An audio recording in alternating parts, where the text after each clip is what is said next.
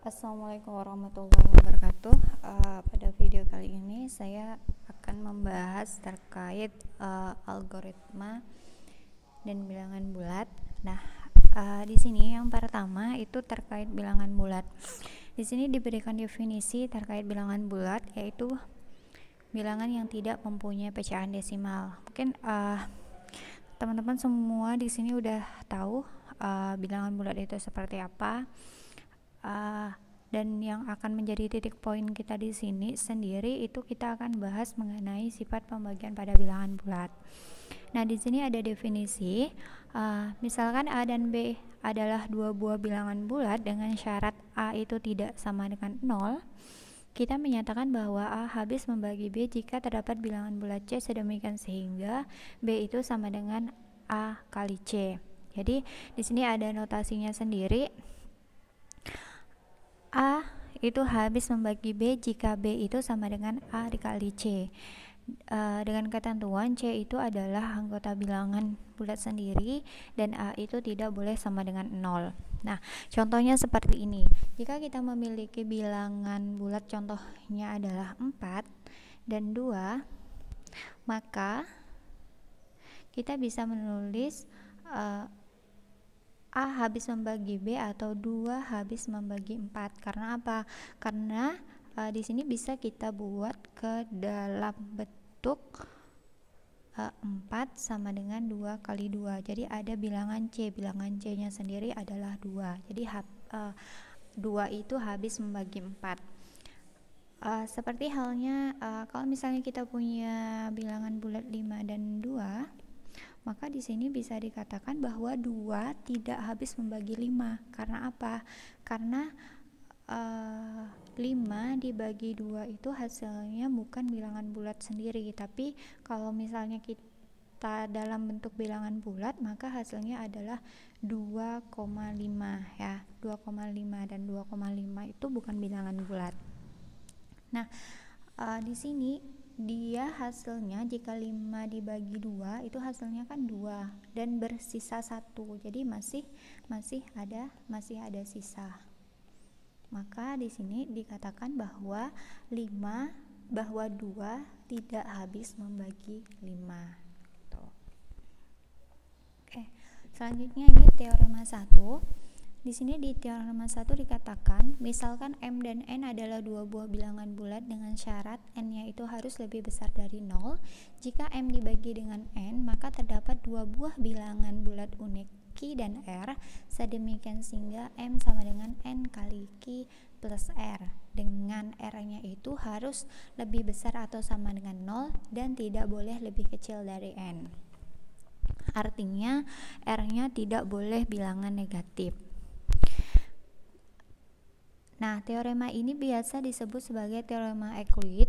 Bilangan N disebut sebagai pembagi, sedangkan M disebut sebagai yang dibagi, Q ini disebut hasil bagi, dan R disebut sebagai sisa. Contoh, katakan tadi kita punya bilangan 5 dan 2. Nah, jika 5 dibagi 2, maka kita bisa menuliskan M itu kan berarti bisa kita tulis 5 sama dengan 2 dikali 2 ditambah 1.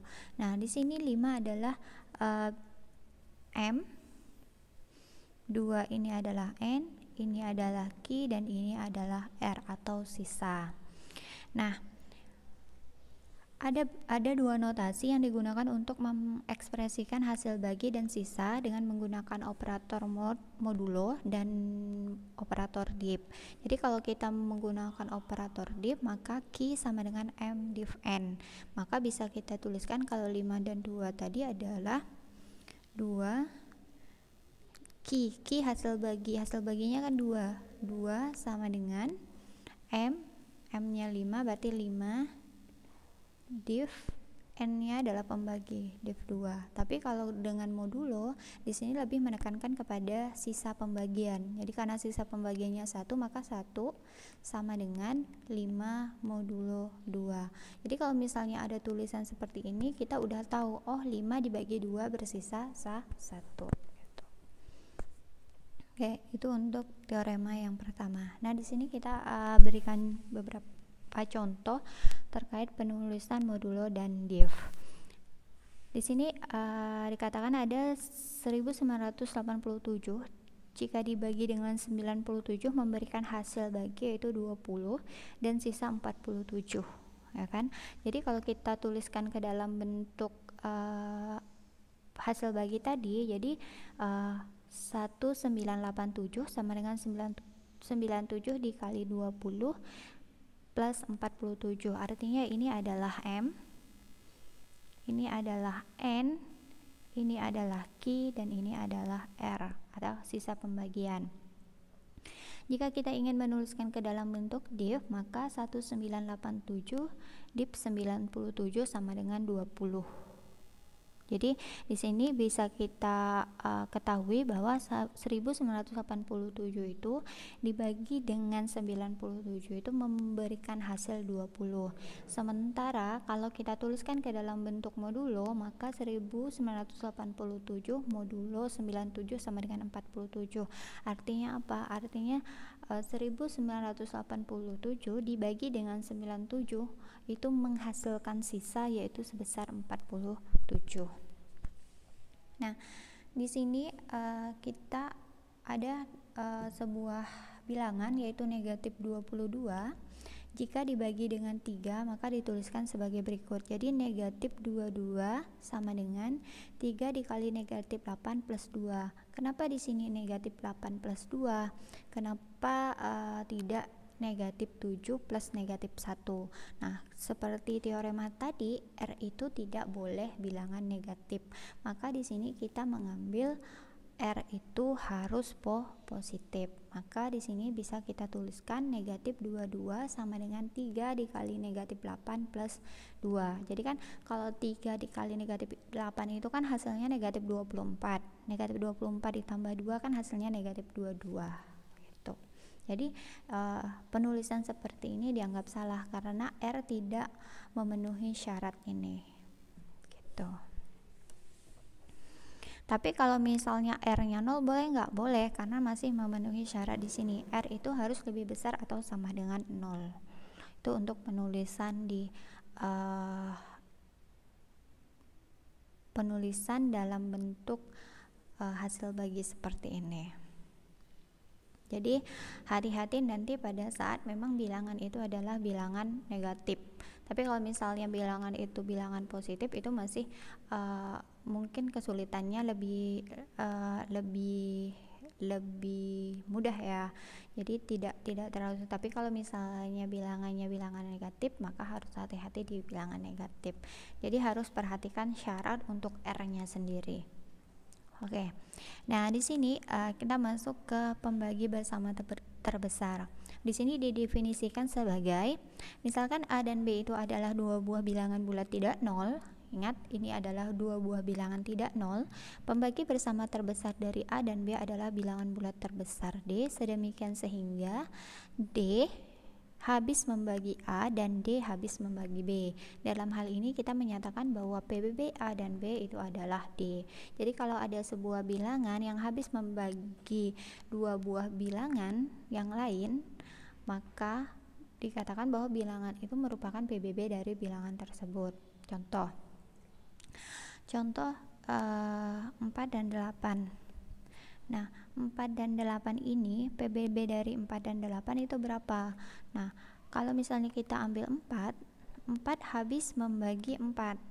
Terus 4 juga habis membagi 8. Maka bisa dikatakan bahwa 4 ini adalah PBB dari 8. Jadi PBB dari 8 dan 4 itu adalah 4 gitu.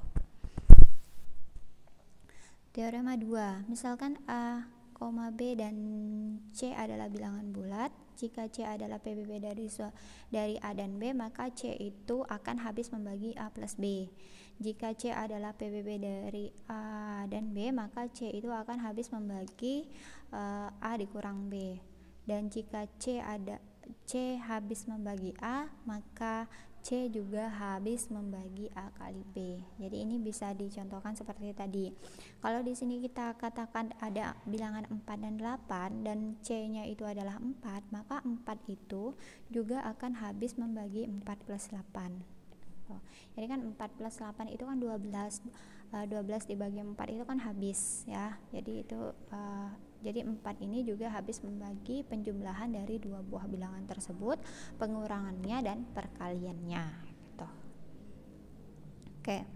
Nah, di sini ada teorema 3, dikatakan bahwa misalkan M dan N adalah dua buah bilangan bulat dengan syarat N-nya lebih besar dari 0, sedemikian sehingga M itu sama dengan N kali Q plus R, dengan R-nya itu harus lebih besar sama dengan 0 dan R-nya itu lebih kecil dari N, maka PBB dari M dan N itu sama saja dengan PBB N dan R ya.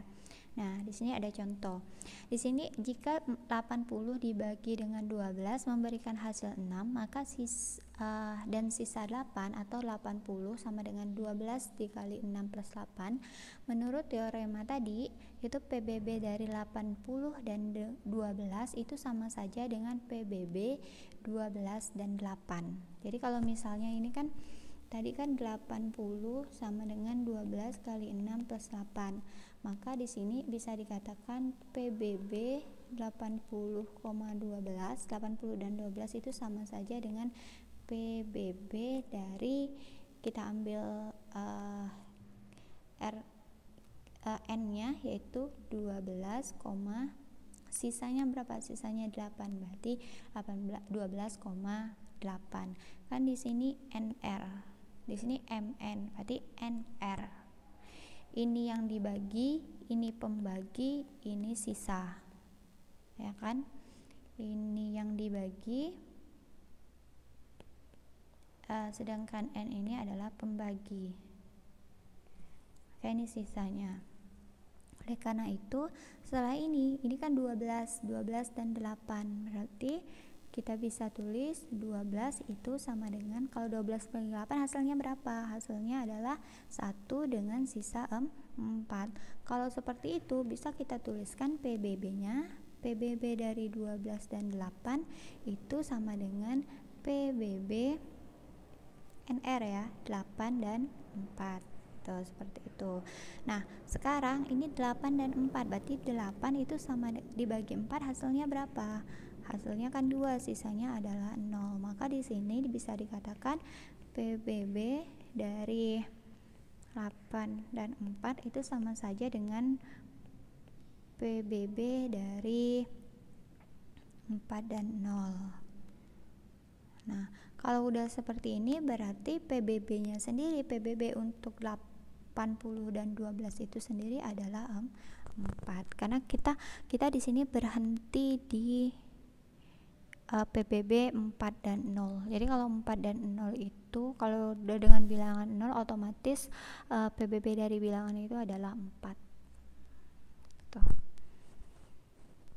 Ini PBB-nya 4. Jadi ini untuk menentukan PBB menggunakan teorema 3. Jadi untuk menentukan PBB sendiri kita bisa gunakan teorema ini.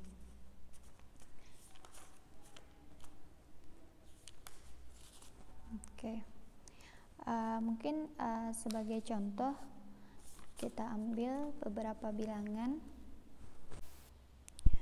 Oke, saya berikan contoh terkait PBB. Jadi di sini kita contohkan PBB dari 220 dan 1400. Jadi kita diminta untuk menentukan PBB dari 220 dan 1400. Jadi kalau untuk penulisan PBB itu kita ambil nilai yang terbesar, kita simpan di depan. Jadi kita bisa tulis di sini adalah PBB dari 1400 dan 220. Maka penyelesaiannya yang pertama kita buat dia ke dalam bentuk hasil pembagian. Jadi di sini kita tulis 1400 sama dengan 220 dikali 6, ya kan? 220 kali 6 plus 80 karena masih bersisa 80. Oke, berarti di sini karena PBB-nya dibuat ke dalam bentuk seperti ini, maka bisa kita tulis PBB dari 1400 dan 220 itu sama saja dengan PBB dari 220, nih 220 dan 80. Nah, setelah itu kita tulis lagi 220 itu sama dengan 80 ya, 80 dikali 2 ditambah 60. Jadi kita bagi 220 itu dengan 80. Kan hasilnya 2 dan sisanya 80.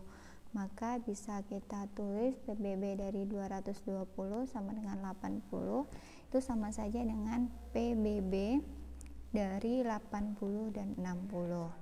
Nah, sekarang selanjutnya yang 60 dan 80. 80 sama dengan 60 dikali 1 masih bersisa 20. Maka di sini bisa kita tulis PBB dari 80 dan 60 itu sama saja dengan PBB dari 60 dan 20. Jadi berhentinya nanti itu pada saat PBB bilangan dan bilangan 0 ya. Jadi di sini 60 itu sama dengan 20 dikali 3 ditambah 0 karena kan sisanya adalah 0 atau tidak bersisa. Maka di sini kita tulis PBB dari 60 20 itu sama saja dengan PBB dari 6 20 dan 0. Maka bisa disimpulkan bahwa PBB dari 1400 dan 220 itu sama dengan 20. Tuh, seperti itu untuk mencari atau menentukan nilai PBB dari dua buah bilangan. Oke, baik, sampai di sini untuk pembahasan kali ini saya akhiri. Assalamualaikum warahmatullahi wabarakatuh.